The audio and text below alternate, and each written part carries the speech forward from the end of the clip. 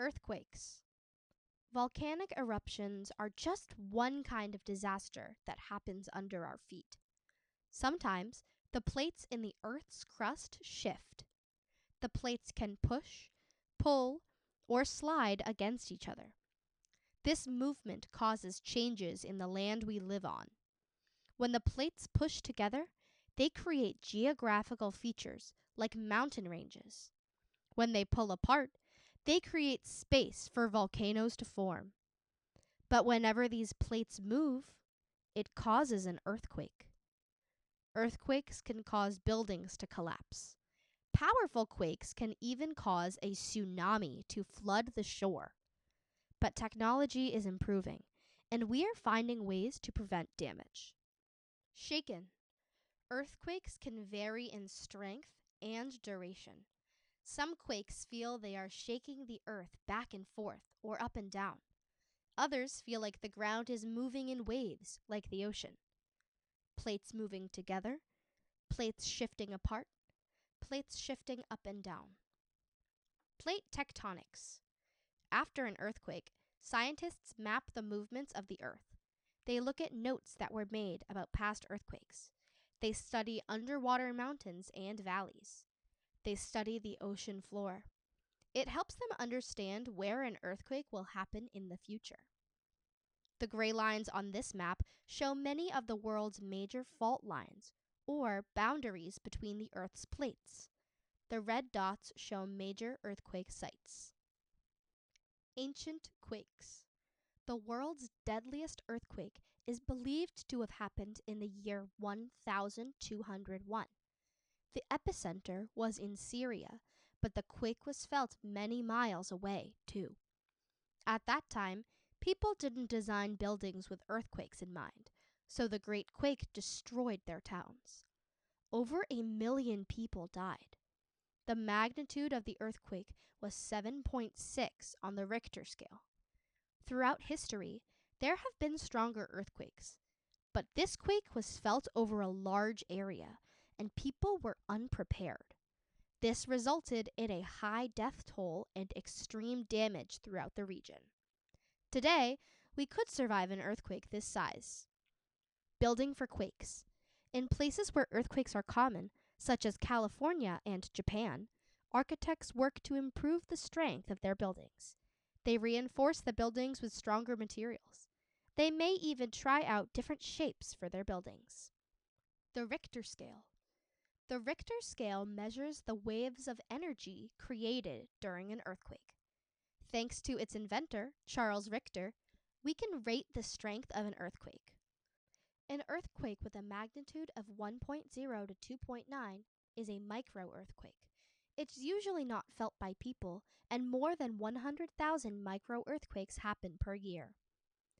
With a magnitude of 3.0 to 3.9, those are minor earthquakes, which are felt by many people, but damage is rare. Minor earthquakes happen 12,000 to 100,000 times per year. With a magnitude of 4.0 to 4.9, those are light earthquakes. They're felt by all people and may cause small objects to break. About 2,000 to 12,000 light earthquakes happen a year. With a magnitude of 5.0 to 5.9, an earthquake is considered moderate. The effects are some damage to weak structures, and about 200 to 2,000 moderate earthquakes happen per year. With a magnitude of 6.0 to 6.9, an earthquake is considered strong. It can cause moderate damage in cities and towns. Strong earthquakes happen about 20 to 200 times a year. If an earthquake has a magnitude of 7.0 to 7.9, it is considered major. It can cause serious damage caused over large areas or loss of life. About 3 to 20 happen per year. And finally, if an earthquake has a magnitude of 8.0 or higher, it is considered great.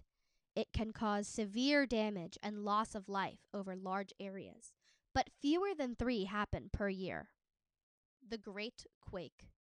Very early one morning in 1906, the coastline of California shook. The epicenter of the earthquake was just off the coast of San Francisco. Buildings collapsed. Trees were uprooted.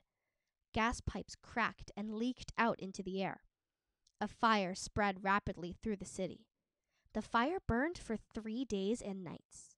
The San Francisco earthquake of 1906 nearly destroyed the city.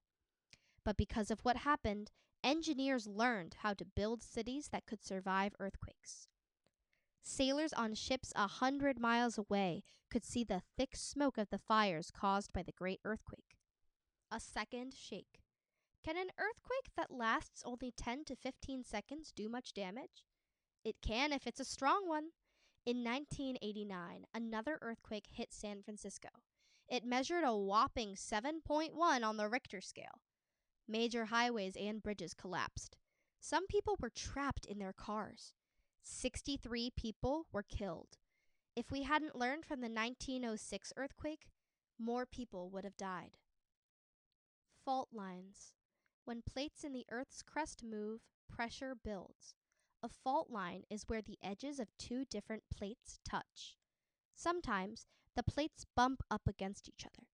Sometimes they move in opposite directions. And often they rub against each other, creating a great amount of friction. The plates can suddenly slip.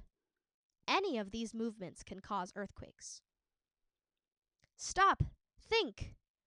Where have the most earthquakes occurred in the last 25 years? Is there a relationship between the depths of the quakes and their strength? Is there any relationship between the size of the quakes and their location?